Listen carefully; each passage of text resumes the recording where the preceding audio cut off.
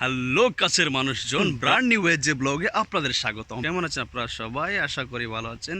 বন্ধুরা, আজকে আমি বর্তমানে যে জায়গাটা দাঁড়িয়ে আছি, এটা একটি নার্সারি, বিশাল বড় একটি নার্সারি। আর এই নার্সারিতে আপনি এমন কোনো ধরনের গাছ নাই যে আপনি পাবেন না। ফুলের গাছ, ফলের গাছ ইত্যাদি, অ্যান্ড দেশি বিদেশি সব ধরনের গাছ পাবেন এখানে।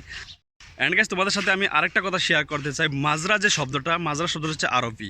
আরবিরা বিশেষ করে নিজেদের ভাষায় মাজরা বলে থাকে, আমরা যেটাকে নার্সারি বলে থাকি। সো গাইস, কথা না বাড়িয়ে চলেন আমরা বিদেশের নার্সারিগুলো দেখি। আমরা বিশেষ করে তো আমাদের নিজেদের দেশে অনেক নার্সারি দেখে থাকি, কীরকম হয় এবং কী ধরনের গাছপালা পাওয়া যায়। সো আজকে আমরা বিদেশের নার্সারি দেখবো, বাইরের দেশের নার্সারিগুলোতে কী কী ধরনের গাছ রাখা আছে। সো গাইস, কথা না বাড়িয়ে চলেন ভিডিওটি শুরু করা যাক।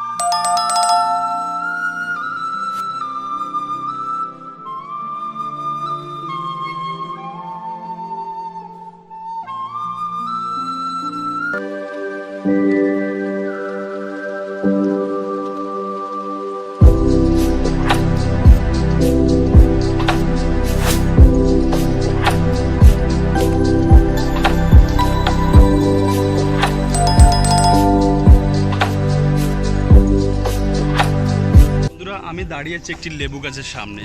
আর সাধারণত নার্সারিতে যে ধরনের লেবু গাছগুলো থাকে সেগুলোতে অনেক দ্রুত এবং তাড়াতাড়ি লেবু ধরে যায়, কিন্তু যখন আমরা কিনে নিয়ে বাড়িতে লাগাই তখন আর লেবু ধরার কোনো নামই থাকে না। তখনই মনে হয় যে টাকাগুলোই একবারে ওয়েস্ট হয়ে গেল। এটা ছোটো কাঁঠাল পাতার মতো পাতা, এটার নাম হচ্ছে ফাইকাস। অ্যান্ড আমি সামনের দিকে আরও কিছু গাছ আছে, আমি তোমাদের ওই গাছগুলো দেখাবো। আমার পেছনে এই একটা গাছ তোমাদের দেখায়। আমি এই যে গাছটা দেখতে পাচ্ছ, এটাকে বলে ওয়াশিংটনিয়া। এই গাছটাকে বলে ওয়াশিংটনিয়া।